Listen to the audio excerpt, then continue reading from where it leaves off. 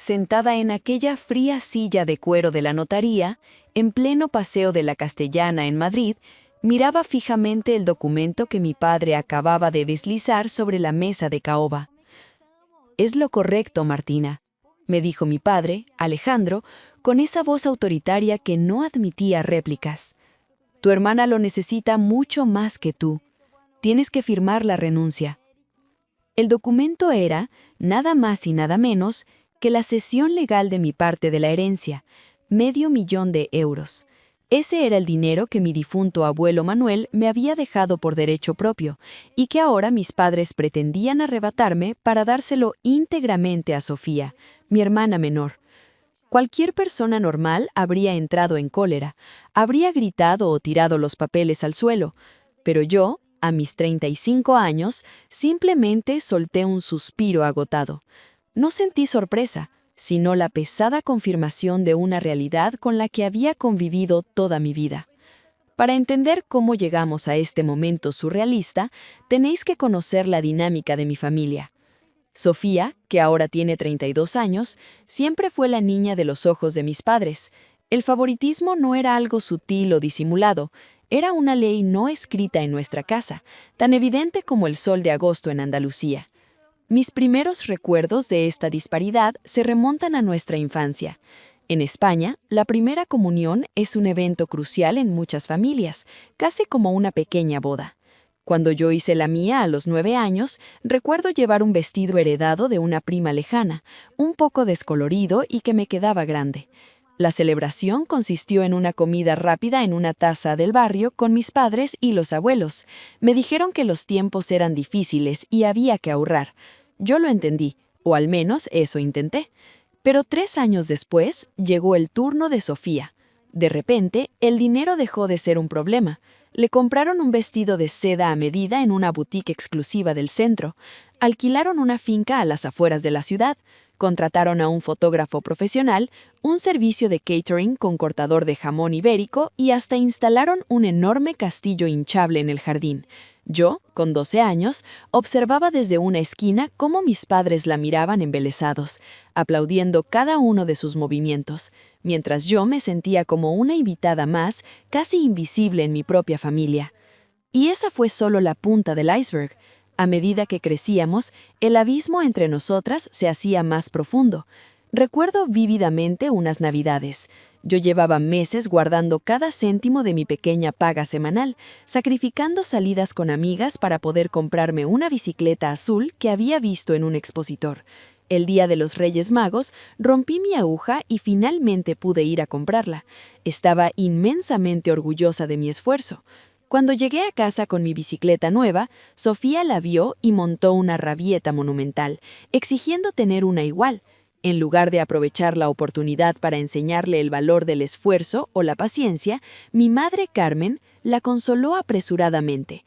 Al día siguiente, volvieron a casa con una bicicleta de montaña para Sofía, del doble de precio que la mía, con marchas y accesorios de última generación.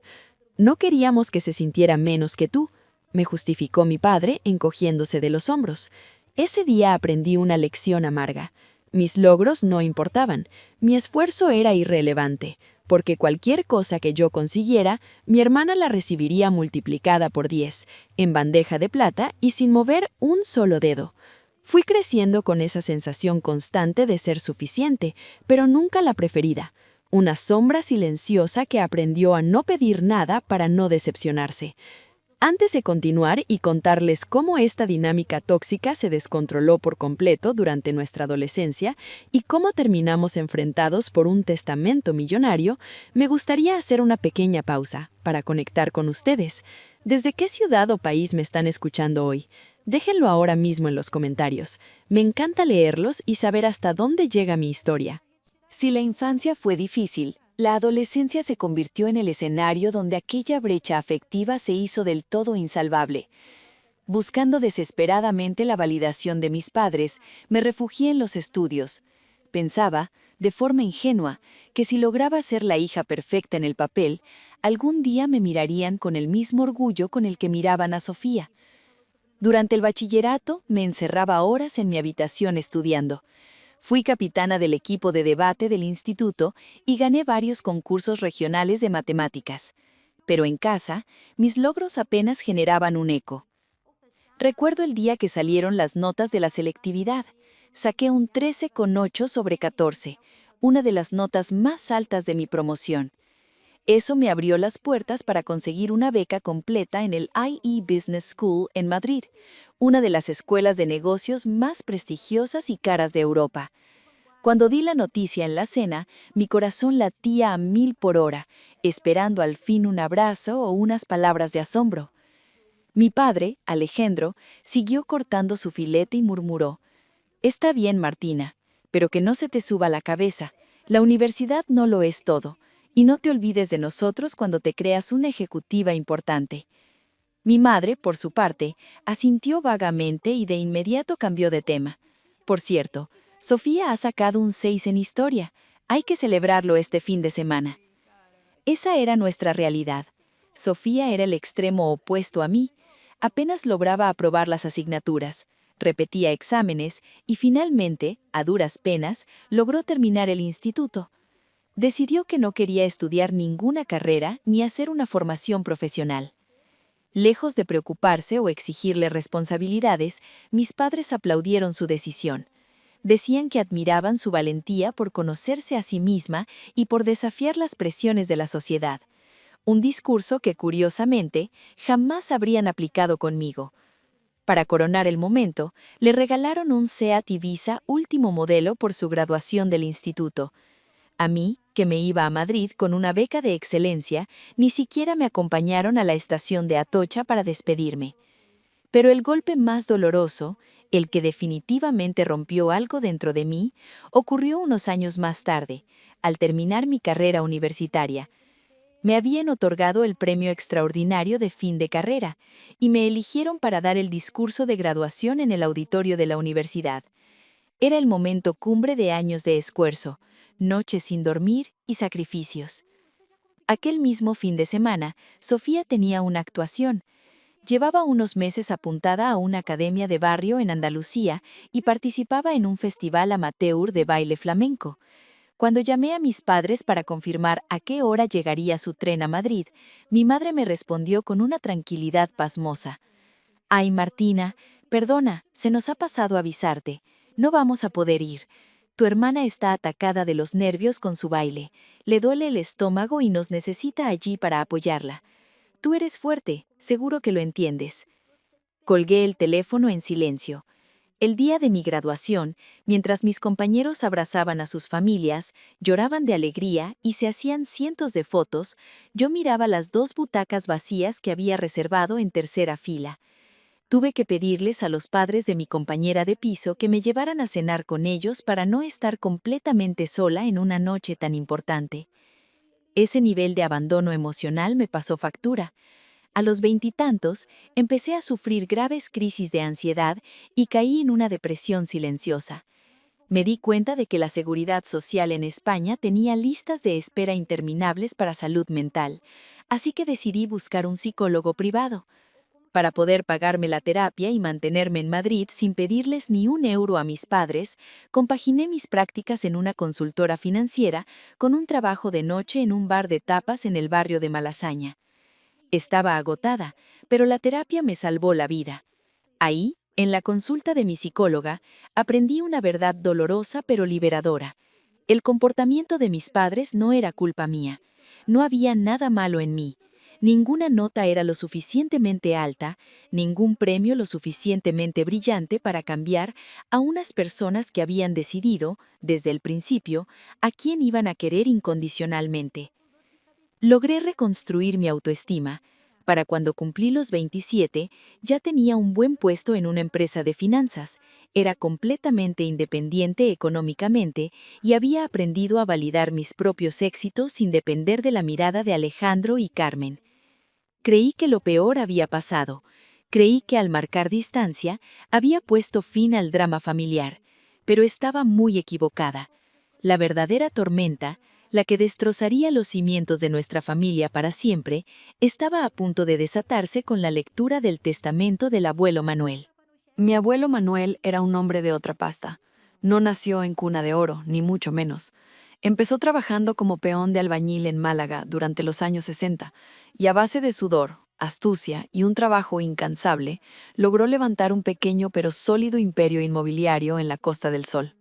Siempre tuvimos una conexión especial.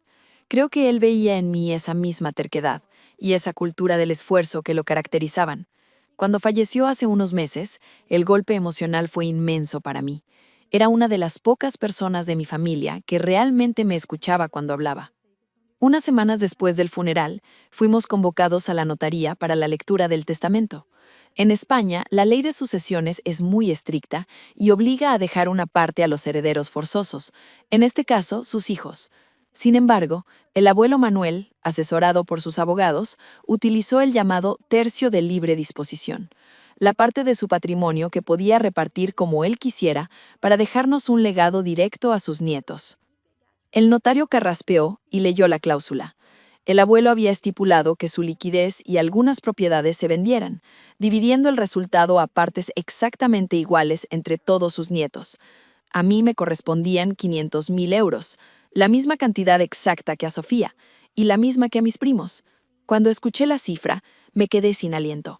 500.000 euros. Ese dinero significaba la libertad absoluta. Significaba poder comprarme, por fin, un piso en Madrid, sin hipotecarme de por vida, invertir o incluso cumplir mi sueño de abrir mi propia consultoría financiera. Sentí una inmensa gratitud hacia el abuelo por haberme tenido en cuenta, por haberme valorado en igualdad de condiciones. Pero mientras yo intentaba asimilar la noticia, noté cómo mis padres se tensaban en sus sillas.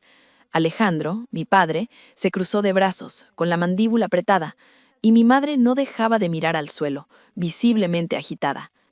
No dijeron nada delante del notario ni del resto de la familia. Esperaron a que saliéramos a la calle. Me pidieron que los acompañara a tomar un café a una terraza cercana, supuestamente para hablar de los trámites. Fue ahí, apenas nos trajeron los cortados, cuando dejaron caer la bomba. «Martina, tenemos que hablar de tu parte de la herencia», empezó mi padre, adoptando ese tono paternalista que siempre usaba para manipularme. «Tu madre y yo creemos que lo más justo, y lo que el abuelo habría querido si conociera bien la situación, es que renuncies a tu parte en favor de Sofía». Me atraganté con el café. Los miré, atónita, pensando que era una broma de mal gusto.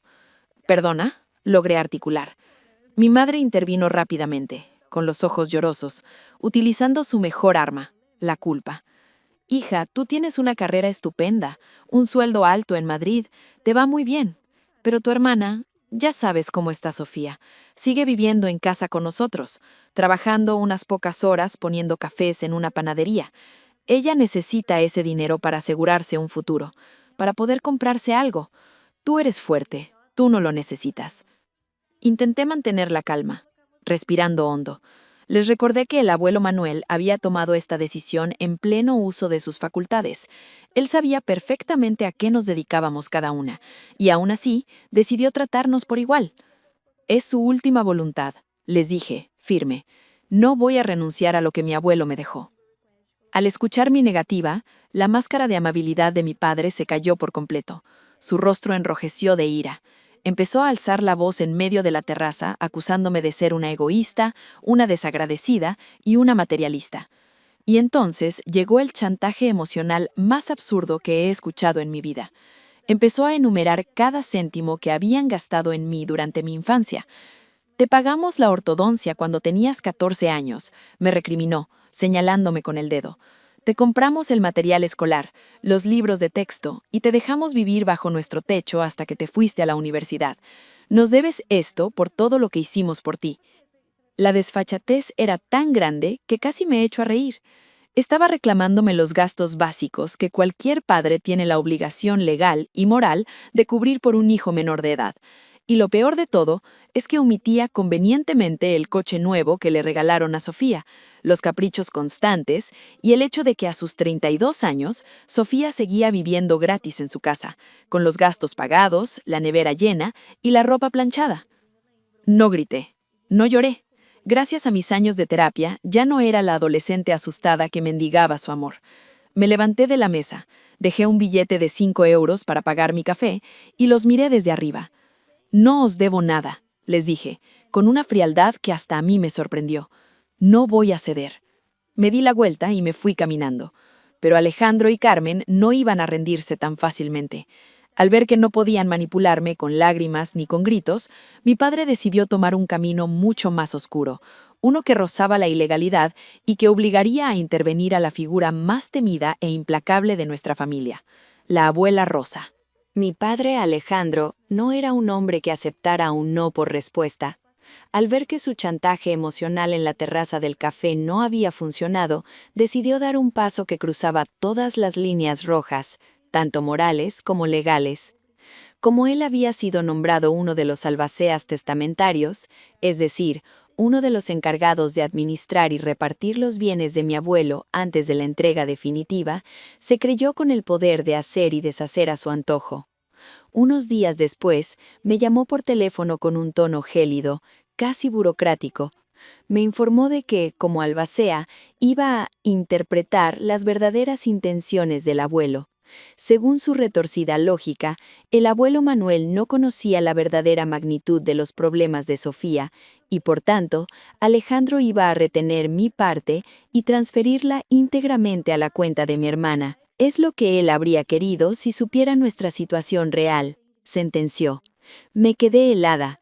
Lo que estaba proponiendo no solo era un atropello, era un delito de apropiación indebida y falsedad documental.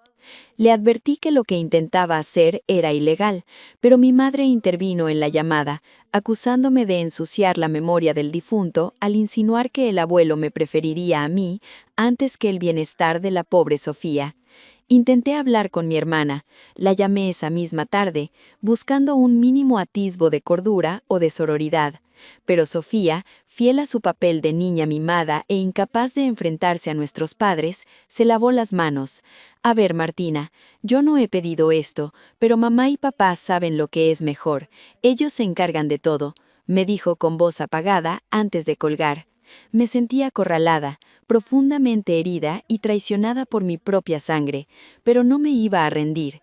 Decidí sacar mi última carta, la única persona en el mundo que podía frenar la locura de mi padre, mi abuela Rosa. La abuela Rosa era una mujer de armas tomar, una matriarca andaluza de mirada afilada, que había levantado el imperio junto a mi abuelo y que no toleraba tonterías de nadie, y mucho menos de sus propios hijos. Tomé el AVE de Madrid a Málaga y me presenté en su casa. Cuando le conté con el testamento en la mano lo que Alejandro planeaba hacer, la abuela Rosa enmudeció. Vi cómo sus manos, cubiertas de anillos de oro, temblaban de pura indignación, y entonces me reveló un secreto familiar que me dejó paralizada. Tu padre es un sinvergüenza, sisió mi abuela, con los ojos brillando de rabia. Unos años, Alejandro y Carmen vinieron a esta misma casa a suplicarle a tu abuelo que te desheredara. Le pidieron que pusiera todo el dinero a nombre de Sofía, alegando que tú ya te ganabas bien la vida y que no necesitabas nada. Sentí un nudo en el estómago. Mis propios padres habían conspirado a mis espaldas para dejarme sin nada. Pero tu abuelo Manuel los echó a gritos de este salón, continuó la abuela con una sonrisa amarga. Él siempre estuvo inmensamente orgulloso de ti, Martina. Conocía perfectamente la injusticia con la que te criaron. Por eso, llamó inmediatamente a su notario de confianza y añadió una cláusula de penalización muy estricta en el testamento. Resultaba que el abuelo había estipulado que si alguno de los herederos o albaceas intentaba impugnar, alterar o sabotear el reparto equitativo de los 500.000 euros a cada nieto, esa persona perdería automáticamente su propia parte de la herencia. Armada con esta información, la abuela Rosa desató una tormenta perfecta. Al día siguiente, convocó a sus propios abogados y llamó a los hermanos de mi padre, mis tíos, quienes compartían la misma indignación por la avaricia de Alejandro. Se presentaron todos en el despacho de mi padre. Fue una intervención en toda regla. La abuela le puso los puntos sobre las íes, le amenazó con llevarlo a los tribunales, destituirlo como albacea y activar la cláusula del abuelo para dejarlo en la ruina si se atrevía a tocar un solo centavo de mi cuenta. Acorralado por la ley, por los abogados y por la furia implacable de su propia madre, Alejandro no tuvo más remedio que retroceder. Su plan maestro se había desmoronado, pero lejos de pedir perdón o sentir remordimiento, mis padres adoptaron el papel de víctimas absolutas. Me llamaron para decirme que había destruido a la familia. Mi madre lloraba desconsolada, acusándome de haber puesto a la abuela en su contra. Mi padre, en un último golpe bajo, me amenazó con desheredarme de su propio testamento, y me prohibió volver a pisar la casa familiar en la que había crecido. Si aceptas ese dinero, demostrarás que nunca nos quisiste y que solo esperabas nuestra muerte para lucrarte, me escupió mi madre antes de bloquear mi número. El dinero finalmente fue transferido a mi cuenta, tenía el $500,000, había ganado la batalla legal, y por primera vez en mi vida me había defendido de sus abusos, pero el precio a pagar había sido altísimo. La familia estaba fracturada, y yo estaba a punto de descubrir que las heridas más profundas no se curan simplemente con una transferencia bancaria. Han pasado unos 6 meses desde aquel infierno legal. Gracias a la abuela Rosa y a sus abogados, el asunto se resolvió sin tener que pisar los juzgados. El dinero fue transferido a mi cuenta y mi padre fue destituido como albacea. Pero si pensáis que ahí terminó el drama, es que aún no conocéis bien a Alejandro y Carmen. La onda expansiva de lo ocurrido sacudió a toda nuestra extensa familia. Mis padres, incapaces de aceptar la derrota, redoblaron su postura. Empezaron a llamar a tíos y primos, difundiendo el rumor de que yo había manipulado al abuelo en sus últimos días para quedarme con el dinero de mi hermana. Por suerte, la mayoría de la familia vio a través de sus mentiras. Pero la tensión estalló por los aires un mes después, durante una comida de domingo en casa de mi tía Pilar. Mis padres se presentaron sin estar invitados. Apenas cruzaron el umbral, mi padre empezó a montar un número espantoso. Gritaba que yo le había robado a Sofía y que había envenenado la mente de la abuela. Fue una escena bochornosa. Mi madre, fuera de sí y llorando a mares, rebuscó en su bolso, sacó un viejo álbum de fotos familiar y me lo lanzó con rabia a los pies. «¡Has destruido todos estos recuerdos!», me gritó con la cara roja por la ira. El álbum cayó abierto, mostrando fotos de unas vacaciones en la playa, donde curiosamente yo ni siquiera aparecía. Tuvieron que intervenir 2 de mis tíos para calmarlos y echarlos de la casa. Fue humillante, pero también fue la gota que colmó el vaso para el resto de la familia. Ese mismo día, la abuela Rosa hizo algo maravilloso. Nos reunió a todos en el salón y sacó de su bolso una libreta de tapas de cuero desgastadas. Era un álbum de recortes que el abuelo Manuel había guardado en secreto durante años. Al abrirlo, se me llenaron los ojos de lágrimas. Allí estaban mis notas de la selectividad, recortes de prensa local sobre mis premios de debate, una copia de mi carta de aceptación en el IE Business School de Madrid, e incluso el programa impreso de mi graduación universitaria, ese mismo evento al que mis padres no asistieron por ir a ver el baile flamenco de mi hermana. Manuel siempre supo la joya de nieta que tenía, dijo la abuela, acariciándome la mano. Ver que alguien había validado en silencio todo mi esfuerzo durante años fue catártico, pero la sorpresa más grande de toda esta historia no vino de mis padres, ni de la abuela, sino de Sofía. Unas semanas después del altercado del álbum, recibí un mensaje de texto de mi hermana pidiéndome que nos viéramos a solas. Nos citamos en una cafetería tranquila cerca del Parque del Retiro en Madrid. Cuando llegó, apenas la reconocí. Parecía cansada, vulnerable, despojada de su habitual actitud despreocupada. Apenas se sentó, rompió a llorar y me pidió perdón. Perdón por no haberme defendido. Perdón por haberse quedado callada mientras intentaban robarme. Tuvimos la conversación más larga, cruda y emocional de nuestras vidas, y me confesó algo que me dejó de piedra. Me dijo que ser la hija favorita no era el cuento de hadas que yo imaginaba. Era una jaula de oro. Sofía me explicó que la sobreprotección enfermiza de nuestros padres la había anulado como persona. Jamás le permitieron tropezar ni aprender de sus errores. Si tenía un problema en el colegio, mi madre iba a gritarle al profesor. Si se quedaba sin dinero, mi padre le abría la cartera. El resultado a sus 32 años era una mujer aterrorizada del mundo real, paralizada por la ansiedad, incapaz de tomar una sola decisión sin la aprobación de Alejandro y Carmen. Verte plantarle cara a papá, verte luchar por lo que es tuyo y negarte a ser su marioneta, me abrió los ojos, Martina, me dijo, limpiándose las lágrimas con una servilleta. Yo también quiero ser libre. Y vaya si lo hizo. Sofía tomó su $500,000 de la herencia y tomó las riendas de su vida por primera vez. Para asombro de todos, se matriculó en la universidad para estudiar educación infantil, algo que siempre le había apasionado, pero que mis padres consideraban poca cosa. Pero el golpe de gracia para ellos fue cuando Sofía alquiló un pequeño apartamento compartiendo gastos con 2 compañeras y se mudó de la casa familiar. Mis padres casi se infartan. Intentaron chantajearla, decirle que el mundo era muy peligroso para ella sola, que fracasaría en la universidad. Pero Sofía, por fin apoyada por mí y por la abuela Rosa, se mantuvo firme. Aquella tarde en la cafetería marcó un antes y un después en nuestra relación. El favoritismo de nuestros padres había creado un muro de resentimiento entre nosotras durante casi 3 décadas. Pero al derrumbar ese muro, descubrí a una hermana a la que apenas conocía y con la que poco a poco estoy empezando a construir un vínculo real. La dinámica familiar había cambiado para siempre. Las piezas del tablero se habían movido y ahora quedaba por ver cómo terminaría esta partida para cada uno de nosotros. Con el dinero de la herencia ya seguro en mi cuenta, decidí que era el momento de hacer un cambio drástico. Madrid me había dado mucho, pero necesitaba paz. Así que tomé una decisión impulsiva pero sanadora.